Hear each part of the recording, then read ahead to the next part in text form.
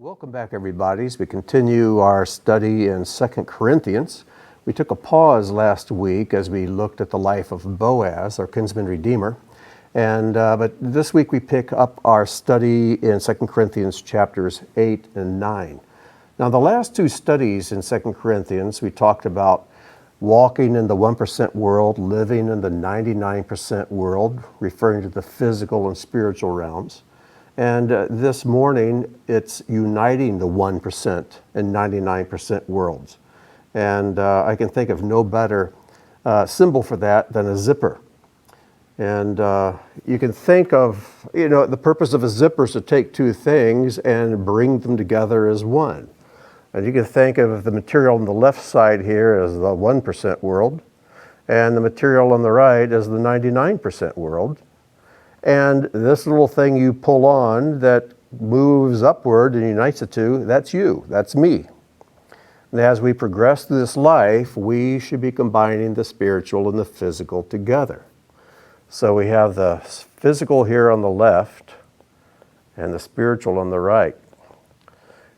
We're going to be delving a little bit today as well into some Ohio history trivia.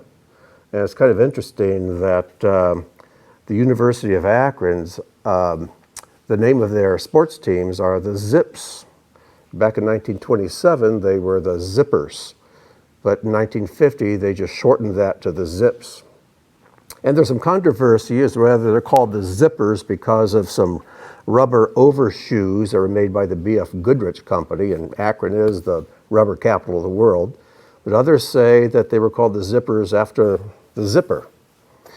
But anyways, they're called the Zips now. And if you're wondering what their logo is, it's not a zipper on the side of their helmets. It's a kangaroo. Go figure. But anyways, the zipper, nevertheless, is a great image to keep in mind that as we progress through this world, we should be knitting together the spiritual and the physical and elevating physical things from the mundane to the spiritual. Make your screen bigger. Yeah. Okay. Screen needs to be bigger. Thank you. Now, last week when we were talking about Boaz, as I was going through the teaching, I got this passage in my mind and I fumbled around a bit, if you recall, looking for it. I was looking in Revelation 22 for the passage, but it's actually in Revelation 21. And I want to revisit that because it really gels with what we want to talk about today in uniting the two worlds.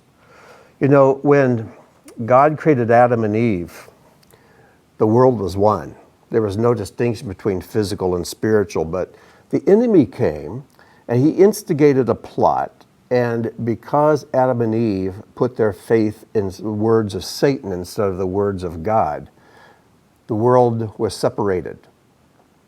But through Yeshua and his work and his influence in the world, and through us, his disciples, he wants to bring tikkun, repair to the world, to the damage that was done through Adam. Hebrews tells us that one of Yeshua's missions, his main mission, is completely undo all the damage done by Satan. And just as the sin came into the world and this tearing took place through the sin of the first Adam, Yeshua, who's called the last Adam, his job is to repair all that damage done by Adam, who listened to the enemy's lies. So by walking in truth, we bring repair to the world. And we should leave behind us a united world that's knit together. Through our words, our actions, through the way we use our gifts, our money, and our talents, we should be constantly infusing this physical world with the 99% world, the world of reality, the eternal world. Now, the passage I was fumbling around for last time is Revelation 21, verses 7 and 8. Fascinating passage. It says, "The one who conquers will have this heritage, and I will be his God, and he will be my son.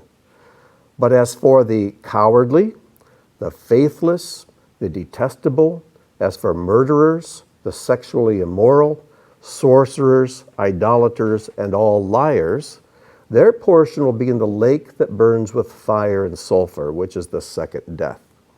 Now, once again, if you've listened to Beth Goon for any time, you know that this lake of fire, this is not hell, it's not eternal. Lakes, water, and fire are God's means of purifying. Water and fire have purpose, and it's to bring purity. And so people who are practicing these things and caught up in these things, they need to go through the fire so that their souls can be purified and they can be presented spotless before the Lord. Now let's look at these things I've highlighted in red. I call this a slippery spiritual slope. And here they are. Here are the 8 things that are listed. And what brought my attention to focus on this is because number 1 on the list is cowardice, being cowardly. The first step into all of these things, into this descent into being like Satan, who is the original liar, begins with cowardice, with fear. Now, we all have fears. Fear is kind of a natural thing, and there are appropriate things to be afraid of. The one appropriate thing is to be afraid of God, because fear of God is the beginning of wisdom. And I have discovered that the healthier our fear of God is, there's unhealthy fear of God as well, but healthy fear of God means you're not afraid of anything else. Now, I don't like heights unless I'm holding on to something, and I have a fear of broccoli, and I have fear of people heading my way at high rates of speed while they're texting. You know, that's a natural kind of a biological fear that rises up. But that's not cowardice. Cowardice is meaning I am not going to take appropriate action because I'm afraid. A fearless person will always take appropriate action even when they do feel fear. So cowardice is something that in God's economy is sin. And cowardice comes because you're believing lies. And it comes because you're hiding from what you're supposed to do. This word for cowardice is found in many places in Scripture. I've given you a few samples. 2 Timothy 1:7 says, "For God gave us a spirit not of fear or cowardice, but of power and love and of self-control." And John 14:27, "Peace I leave with you, my peace I give to you." This is Yeshua speaking.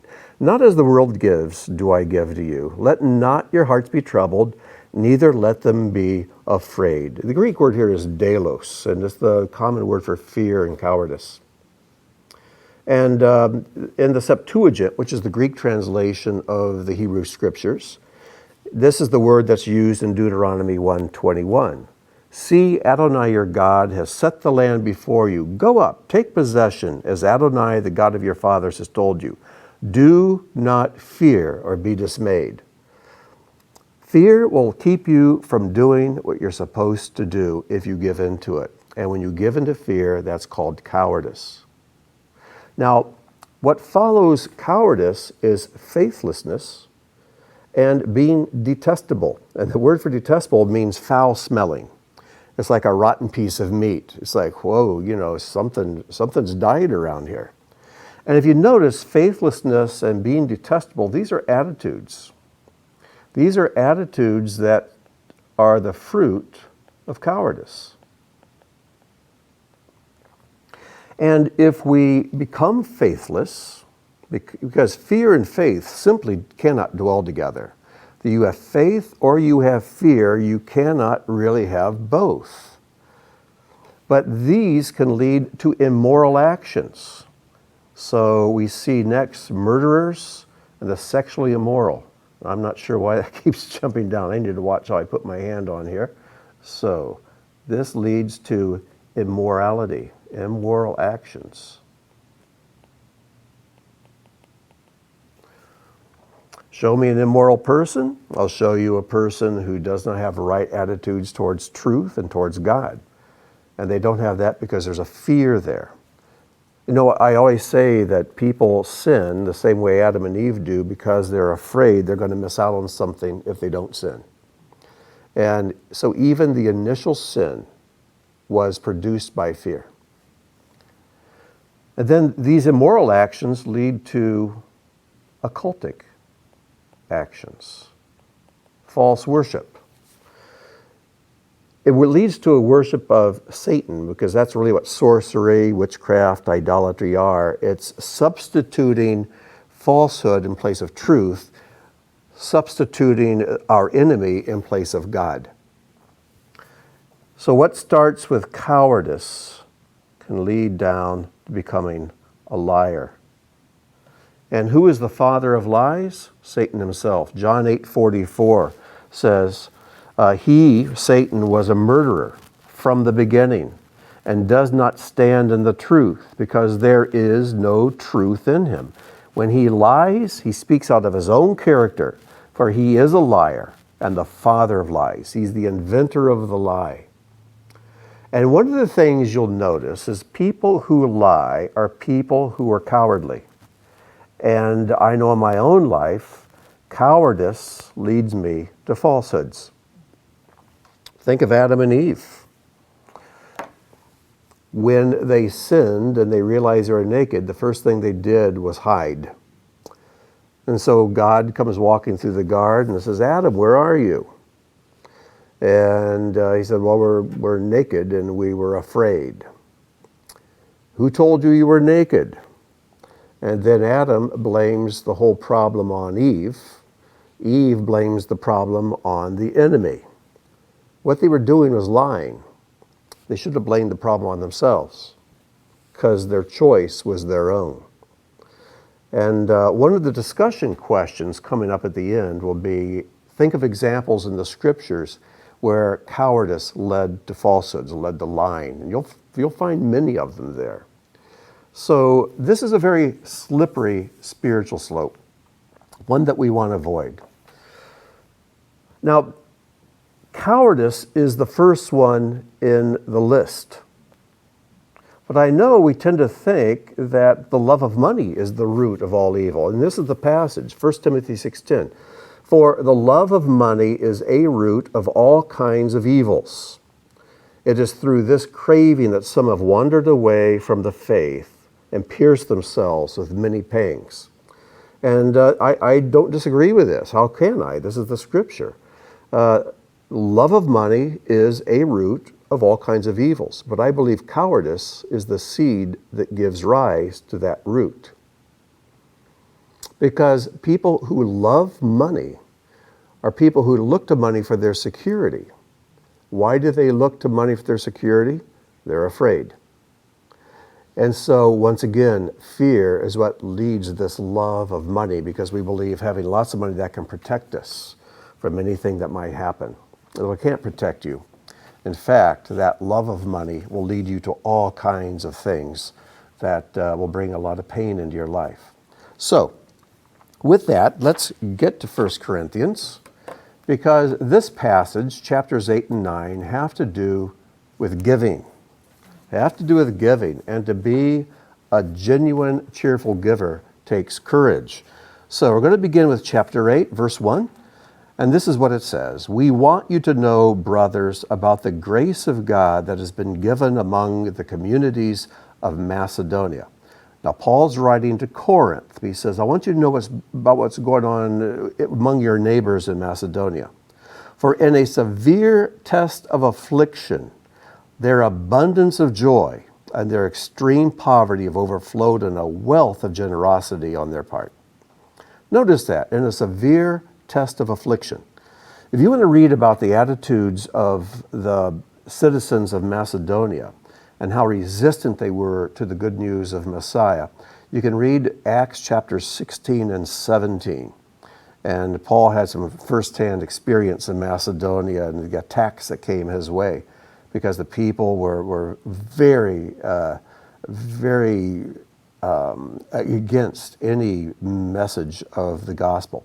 But among those who did embrace the good news of the Messiah, they had an abundance of joy. And even though they were in poverty, They overflowed in a wealth of generosity. They had great courage. And what they're doing is totally illogical, because in the 1% world, in the physical world, they had very little. But because they were living in the 99% world, they had this spiritual realization, and they were so aware of God's truth in their lives. They could overflow with an abundance of generosity. And in the middle of the severe test of affliction, they had an abundance of joy. That doesn't make sense.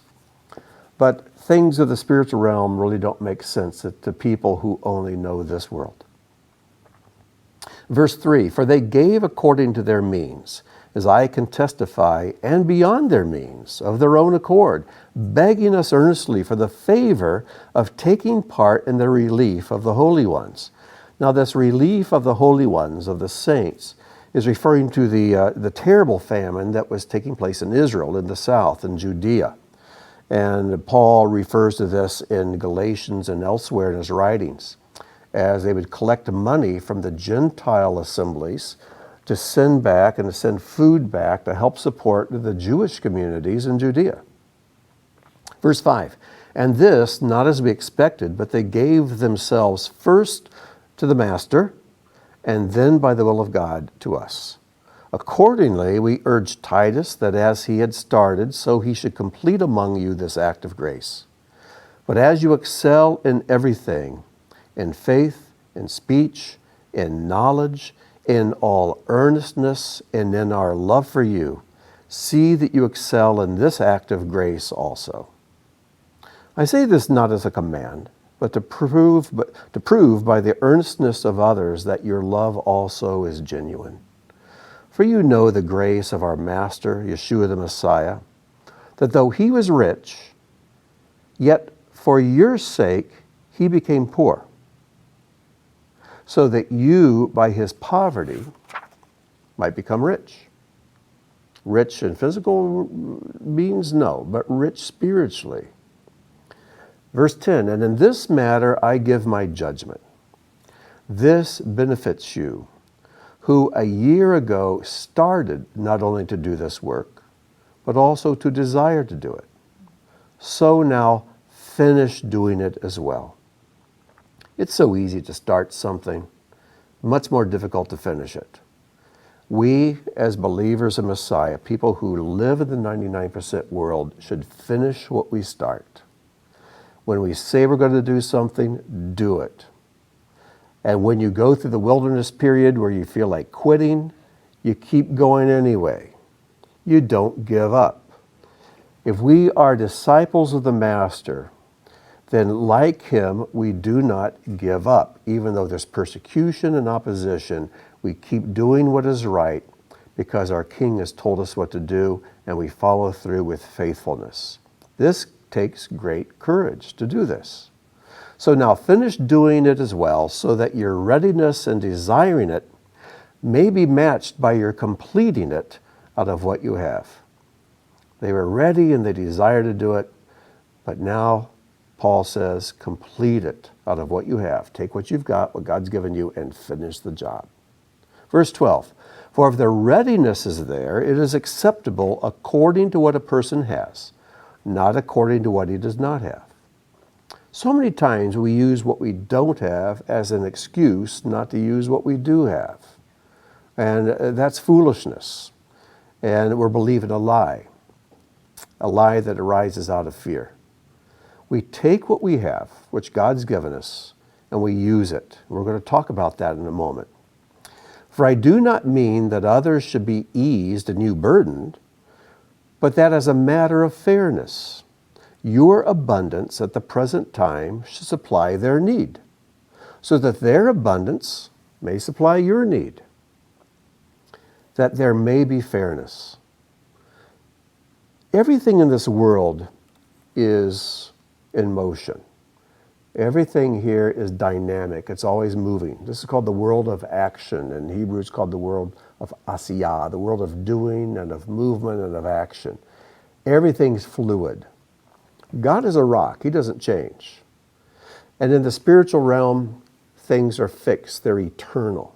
But down here, It's like waves of a sea, just always moving. Everything about this world, the water, the oceans, the air, the weather, everything about weather is fluid dynamics. It's the movement, gases and liquids are called fluids, and they're just always moving. What a picture of this world. And but the rock, that is something that is stable. And the spiritual realm is the rock. Yeshua in Luke and also in Matthew gives the parable of the wise man and the foolish man. They both build houses. For all practical purposes, they're probably beautiful mansions. But in Luke's account, Yeshua tells them that the wise man digs down to the rock and then builds his house on the rock. And what we need to do is dig down into the unseen, encounter the rock, and then begin to build up. We have to establish our reality on the spiritual, the unchanging 99% world.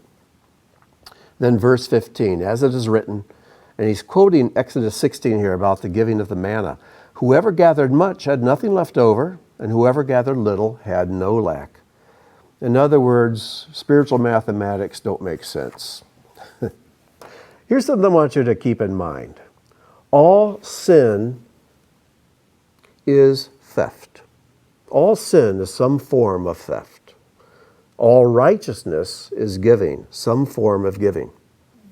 I've commented on this many times before, that the first sin, the sin in the garden that Adam and Eve committed, was theft. God says you can eat of all the trees, but that one you don't eat from. Don't eat from that tree, because when you do, you'll begin to die. Well, what did they do? They took what they did not have permission to take. They stole. And then you fast forward about 4,000 years, and Yeshua is crucified on a tree. The word for wood, the word for tree are the same word in Hebrew. And he was crucified between what? Two thieves. One repentant, one not repentant. I think there's a message here, because all sin is a form of theft. Whether it's adultery or murder or blasphemy and using God's name in vain, because when you use God's name in vain, you're stealing his glory. You're treating his name as if it's not something glorious and set apart. You're treating it as something common. And covetousness is a form of internal theft, emotional theft, mental theft. And so you look at all these sins, everything in the scripture, if it's sin, it's a form of taking what does not belong to you. Receiving is okay. Taking is never okay. And righteousness, which is the opposite of sin, is always a form of giving. Stingy people cannot be righteous people. Stingy people cannot be loving people. And stingy people are stingy because they're cowardly. But when we have knowledge of the 99% world, we realize there's no lack in God's supply. And no matter how much we give, there's no lack. And when we give, there's actually plenty left over. Now, I want to talk a moment. I want us to get an idea of how giving takes place. Because the moment you come to this chapter, you hear me talking about giving, you start thinking, oh, he's drumming up, trying to get us to give money. Because usually when you hear a Bible teacher talk about giving, it's always, give me more money, give us more money. Our ministry needs more money. And if you give us more money, God will give you more money. And that's not what I'm saying at all. That's the furthest thing from my mind. Beth DeCoon has never asked for money, and we're not asking now. And God has been very gracious and generous to us, and the people have been very generous. And I think one of the reasons is because we're not trying to get our hand on your wallets. That's never been our motive, never will be as long as I draw breath. But in this fluid world, all of us have a supply of seed. And that seed can come in the form of time, abilities, energy. There are different giftings and talents. And of course there is financial. But all of these things are things we have. Think of all of these things as seed. And if you plant them in the right way, they will bear a harvest. And so here we are. We have these things from the 1% world that's God's given us. We have things from the 99% world He's given us. And if we know how to sow them correctly, if we know how to invest them in the right way, we can knit together the physical and spiritual. We can leave behind us the fruits of the Spirit, the signs of God's work in our lives, and begin to bring tikkun, repair, to this world as we bring repair to the lives of the people we meet. Let me give you just a very simple example. I brought with me a matchstick this morning. A matchstick. There it is, a wooden matchstick. And I looked up to see how much these cost. And on Amazon, you can buy a box of 300 of these for a little over $3. So basically a penny a piece. Not worth much. And once you strike the match and use it, it's no good, you toss it aside. So, this is worth 1 penny. But this matchstick I have had for almost 55 years. And I keep it in this little glass tube to protect it. Because this matchstick, though it looks like every other 1-cent matchstick, has something more to it. A little more Ohio history trivia. About an hour south of where I'm sitting right now is a town, beautiful little town called Dover, Ohio. And in 1885, a man was born there. Of course, he wasn't a man when he was born, but you know what I mean. And he was born, his name was Ernest Werther. His nickname was Mooney. He had a 3rd grade education, but he was a genius. He was a genius. And I got to meet Mr. Werther when he was about 80 years old. I was in my mid-teens. And he took this matchstick, and by making, I think it's 9 or 10 cuts in it, he turned it into a pair of pliers. A pair of working pliers. There's no waste, no sawdust, and he did it in under 30 seconds. So he took something that was from the physical realm, a 1-cent matchstick. But he took a gift from God that came from the spiritual realm, and he took that gift and applied it to this. How much is this matchstick worth now? More than a penny, because I wouldn't hold on to a 1-cent matchstick for 55 years. But because this genius applied his talent to this only for 30 seconds, how much is this worth now? Now, he died in 1971, and he is renowned as the world's greatest wood carver. Not because of this. This is what he did for fun. But he went on to carve the history of steam locomotion using only hand tools. This is a picture of one of his models. Made of wood, made of ivory. He used no power tools at all. Everything was whittled. And these are priceless. He took some wood, and he took some ivory. He started with chicken bones. He couldn't afford to buy ivory at the time. But he took some materials worth a few dollars. He applied his gift to those materials, and now these are priceless. And he never sold a single one of them, ever. He gave some away, but he refused to sell them. He said, the moment I sell one, it's not fun anymore. It's a business. And this is not what he did for a living. This is what he did a couple hours each morning before he left for work. And now there's a museum housing his works. And I've been there many times, and we often take guests there from out of town. And it's kind of funny. I always tell them, I'm going to take you to a museum. It's just an hour south of here. The world's greatest wood carver has his works on display there, and he carves steam trains. And they try to look excited about that, and they never do a very good job. But I know what's ahead, what's in store for them. And so we go in, and they begin to look, and very soon they're absolutely stunned. They are totally gobsmacked by this. And when they walk out, they're almost speechless. And they're different.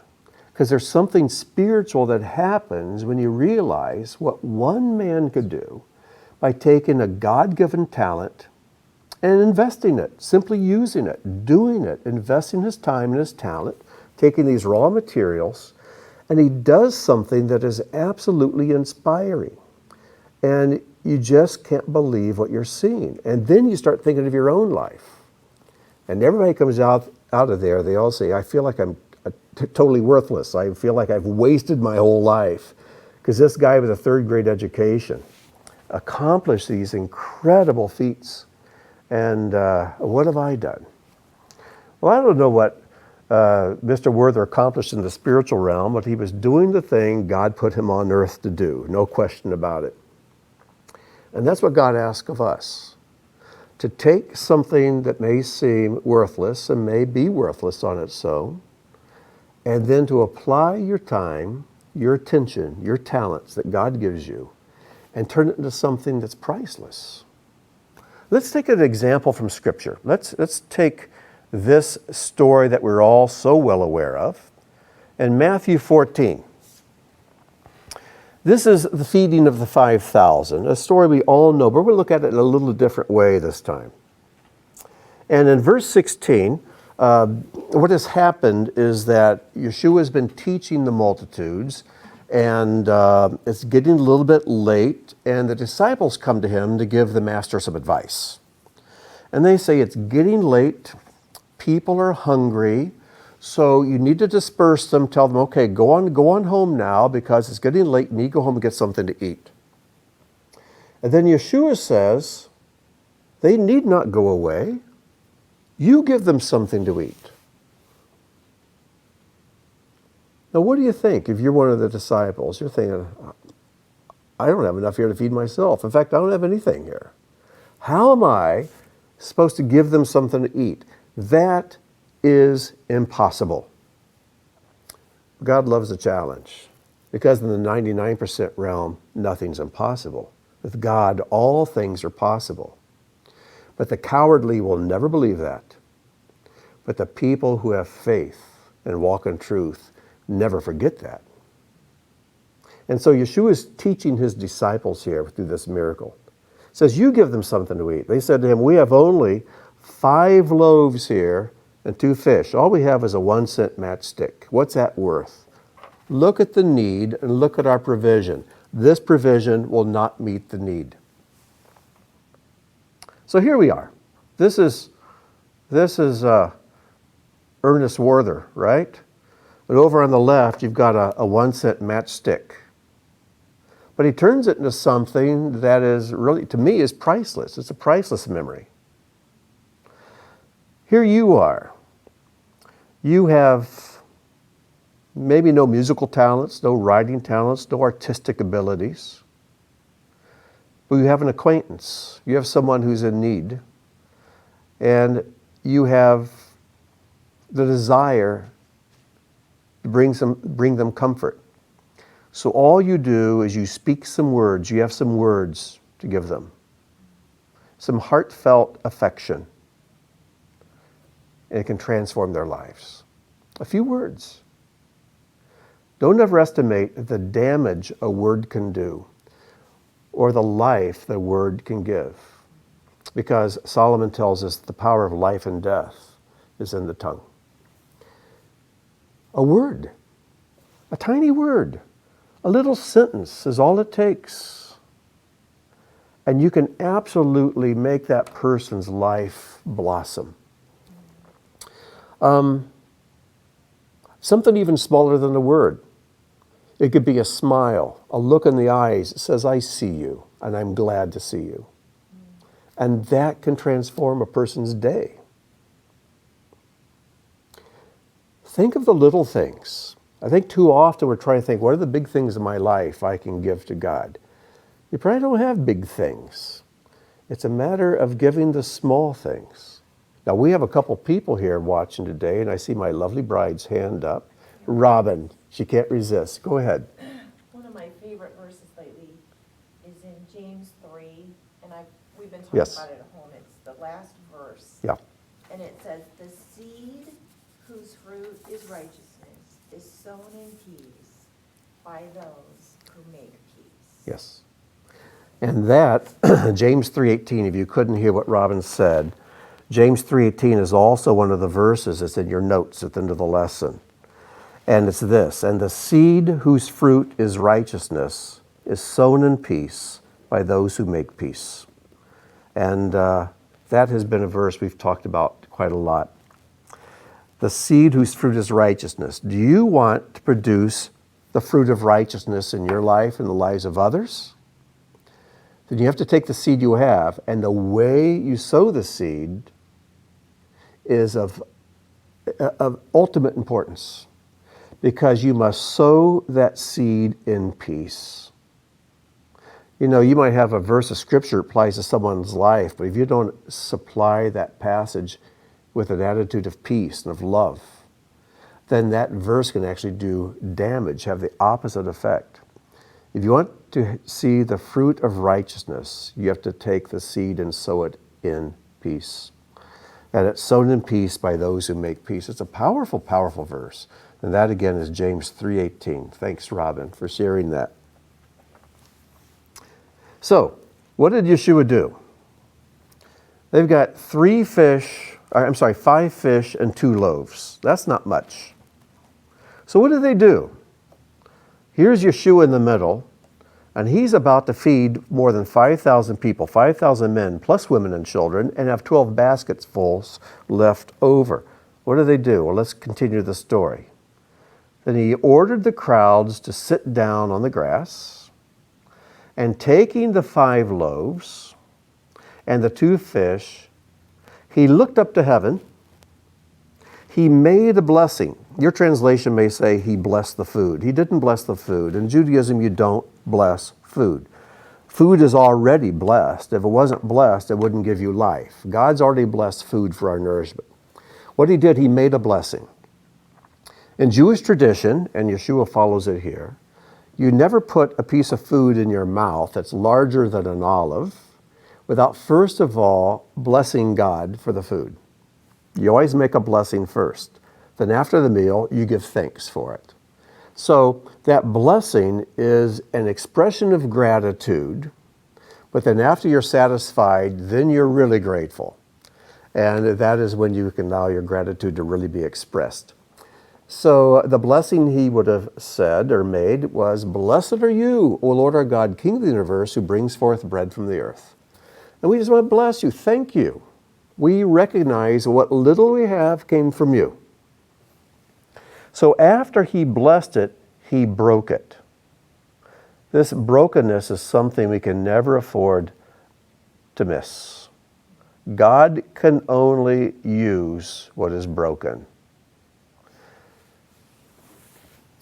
And God not only needs to break the things in our lives that are wicked, you know, he even needs to break the things that are good. We often meet someone who has great giftings or has a lot of charisma, and we think, oh, what a great Christian they would make. If they would only come to Yeshua, oh, what a great believer they would be. Well, maybe, but not until they're broken. Everything we have, good or bad, needs to be broken. It needs to have God's touch on it to where we no longer have reliance upon it. It's what Yeshua did with Moses when he called him at the burning bush. And Moses had a staff. His staff is what he relied upon. It was his weapon. It was his source of security. It is what he used to correct the sheep. It was something that made him recognizable as the shepherd. It was something that helped him to walk through the rocky territory. It's what he used to explore a hole to see if there might be a serpent or a scorpion there. It was his livelihood. It was his symbol of being a shepherd. And what did God tell him to do with that? He didn't say, oh, I can use that staff. He said, Moses, throw it down. So he threw it down and it became a serpent, a poisonous one. And Moses fled from it. He had to submit what he relied upon for security. He had to submit it to God. Let its nature be revealed.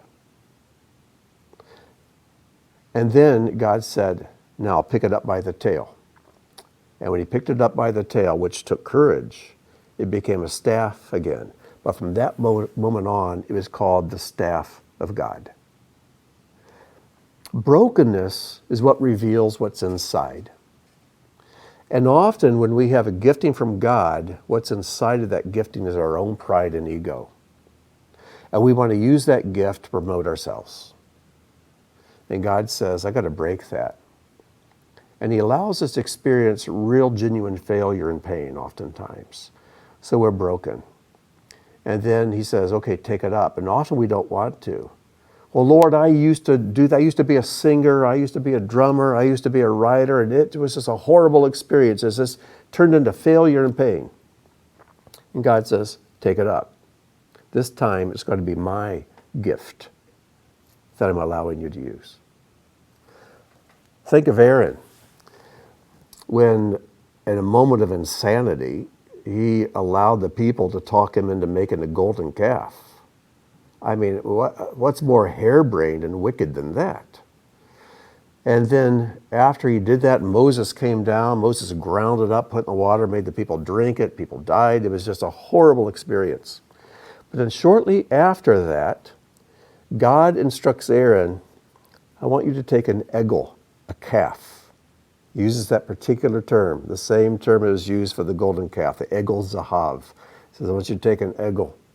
I want you to make a sacrifice to me. And I'm sure in Aaron's mind he's thinking, I don't want anything more to do with calves. That was a bad experience. And it was a bad experience, but God says, well, you have to go take it up again. You put your hand on it, you get a calf. And this time we're going to do things right. And you're going to sacrifice that calf to me. And Aaron did. You might ask yourself, what is the thing in your life that turned out to be an utter failure? That God's saying, okay, this time you're more humble. This time you're more broken. I want you to take it up again. Do you have the courage to do that? Can you trust God enough to be obedient and take it up, even though it looks like a poisonous serpent to you? If you do, it's going to work this time, I promise. So, he broke the loaves, and then he gave them, distributed them to the disciples. The disciples gave them to the crowds, and they all ate and were satisfied. And they took up 12 baskets full of the broken pieces left over. And those who ate were about 5,000 men, besides women and children. So let's analyze this. What is the progression? He told the disciples, you feed them. And they said, all we have are 5 loaves, 2 fish. So they recognized what they had. They realized it's not enough. Of course, what you have isn't enough to really accomplish anything of lasting consequence. But recognize what you've got. And instead of saying this isn't enough, God hasn't supplied me enough to accomplish His will in my life and through my life to really change this world, recognize what you have and express gratitude for it. Make a blessing. Blessed are you, O Lord, who gave me this ability to raise carrots, carve matchsticks. You gave me time that I can sit and talk to people.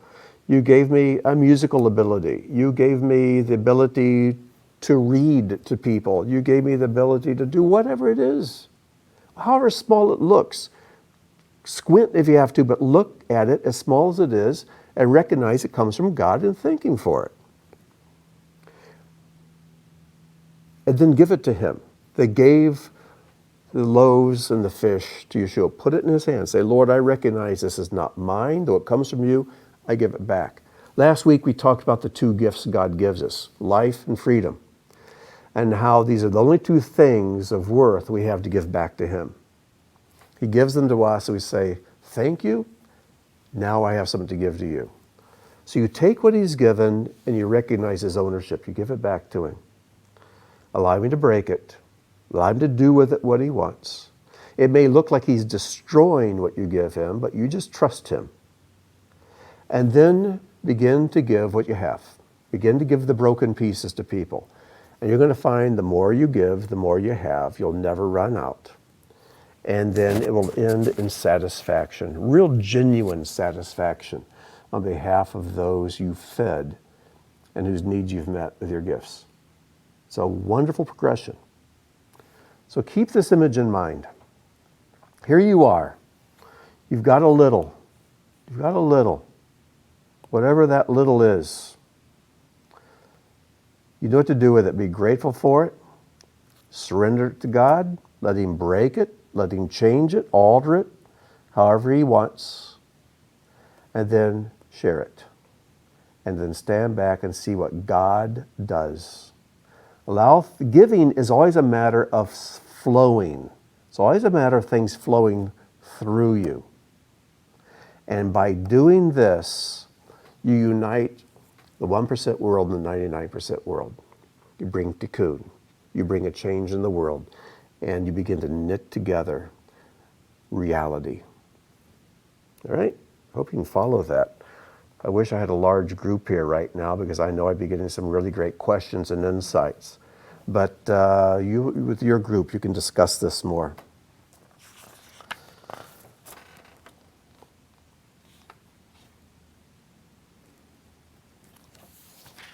I seem to be missing a page, but that's right. It'll be over here. Well, at this point, I'm going to skip in Corinthians. It is a very peaceful passage, chapters 8 and 9, and there's not a whole lot going on here under the surface, or if there is, there probably is, I just don't see it, but I want to skip to chapter 9 and pick it up with verse 6 and go right on to the end. He's talking about giving. The point is this: whoever sows sparingly will also reap sparingly. If you plant one watermelon seed, you get one watermelon plant. If you plant 10 watermelon seeds, you get 10 watermelon plants. It's common sense. What do you have? Seeds are small, tiny things. They may not look like much, but they're extremely powerful when you do with them what God ordained you to do with them. And whoever sows bountifully will also reap bountifully. Verse 7, each one must give as he has decided in his heart, not reluctantly or under compulsion. Those are the two extremes.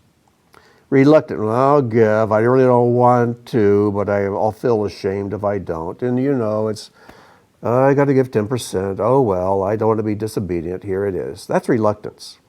Under compulsion is when somebody is saying, you've got to give or you can't be a member of our church, or if you don't give, God's going to bring a curse into your life, and then you feel compelled. And Paul says neither of those is really giving. That's a form of robbery or a form of blackmail. He says, not reluctantly, not on compulsion, for God loves a cheerful giver. And God is able, I love this verse. Maybe you've never noticed this passage before, but look at this. And God is able to make all grace abound to you, so that having all sufficiency in all things at all times you may abound in every good work. Those words in red are all the same word in Greek. It's the word pas, or sometimes it's spelled pan. That's where we get like the word Pan-America or pandemic. It means it's everywhere. And this word, Greek word, is used 5 times in this verse. It's used 2 more times over in verse 11. We'll get to that in just a second. Look at that. God is able to make all grace abound to you, so that having all sufficiency in all things at all times you may abound in all good works. Think again of the story of feeding the 5,000. To the physical eyes, they had 5 loaves, 2 fish. But in the spiritual realm, they had all grace, all sufficiency for everything they needed at that moment in time and for all times and every good work. I mean, look what they accomplished with that. This is the promise of the spiritual realm. This is the promise of the eternal realm, the promise of God, our rock, who is spirit. This is what he promises to us that we can accomplish. So why shouldn't we be cheerful in giving? Everything is ours. It's all given to us, all grace, all sufficiency, and all things at all times. As it is written, and here he quotes Psalm 112, Now, before I even read the verse, this is verse 9 from Psalm 112. Psalm 112 is a very short psalm. It's only 10 verses. But it has 22 phrases, and it's an acrostic psalm. Each phrase begins with a letter of the Hebrew alphabet, going through all 22 letters. And in your discussion questions, I want you to take time to go through this very short psalm and look what it has to say about fear, and also what it says about the attributes of a righteous person. It's a fantastic psalm. This little short 10-verse psalm.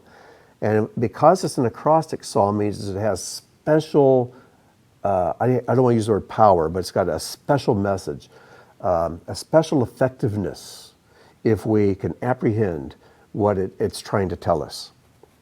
And he quotes verse 9, "He has distributed freely, he has given to the poor, his righteousness endures forever."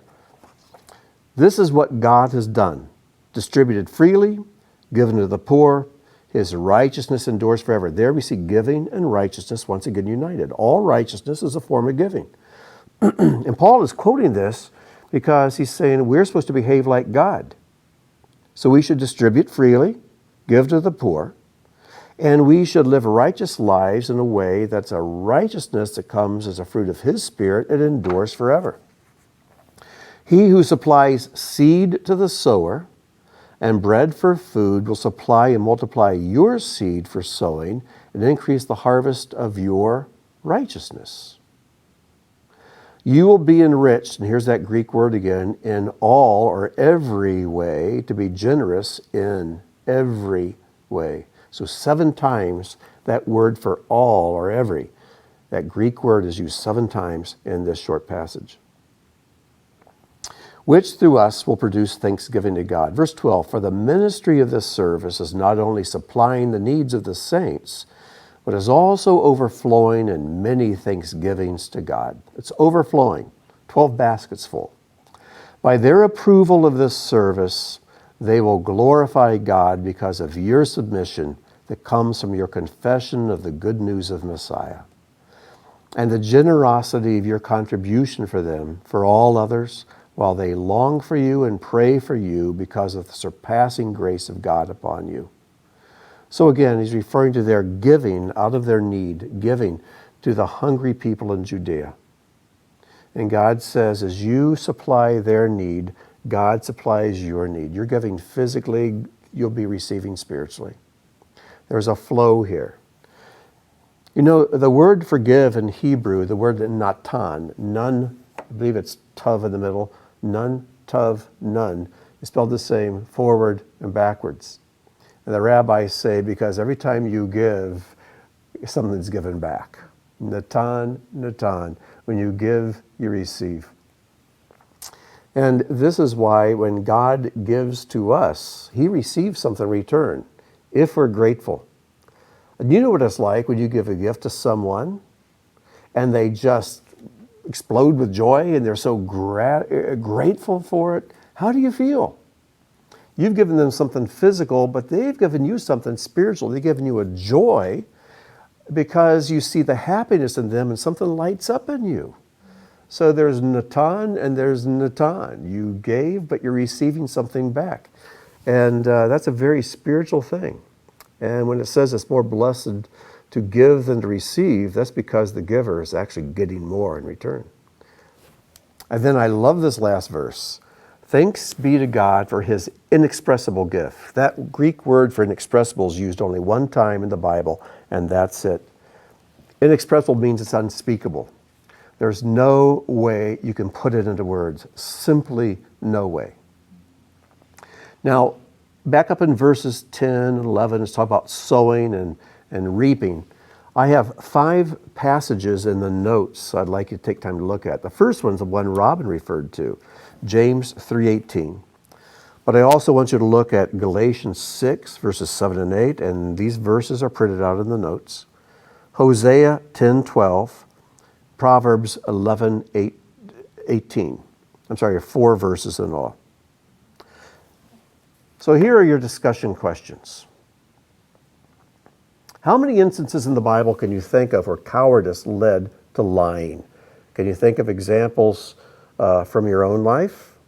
Of course, we all know you can. So if you say no, we know you're lying because you're afraid. But next, how does a healthy fear of God prevent fear of everything else? I always think of the story of Jacob wrestling with God. He was so afraid to meet his twin brother Esau, who's coming to kill him. But after he wins his battle, his wrestling match with God, there was no fear of Esau.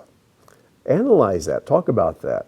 When he got a healthy fear of God, he was not afraid of his brother Esau anymore. In 9:9, Paul quotes Psalm 112. Read and discuss this short psalm. What does it say about fear? And what does it state are the attributes of a righteous person? And then in your group, if this is appropriate for your group, and if you know one another at all well, then do this one. Take turns in your group. Tell the person to your right what seed you see in their lives that they can sow or are sowing that will bear a great harvest. Sometimes things are so small that we can't see them in our own lives, but other people can. And so help your brother, your sister to see the small things in their life that they do so well that as they sow them, bear a great harvest. So enjoy that. Encourage one another with that. So with that, let's close in prayer. Our Father and King, thank you so much for these 2 wonderful chapters. And thank you for the gift you give us, the joy of giving. We're always so focused on getting, we make ourselves miserable. But Lord, when we are living in the 99% world, we have more than enough to share with the 1%. We have more than enough. And we have what the world is dying to receive. So Lord, I pray that we would invest spiritual seed in this world, and we would make a difference. And through us, the spiritual and physical would be united. We would bring tikkun, bring healing and repair to this world.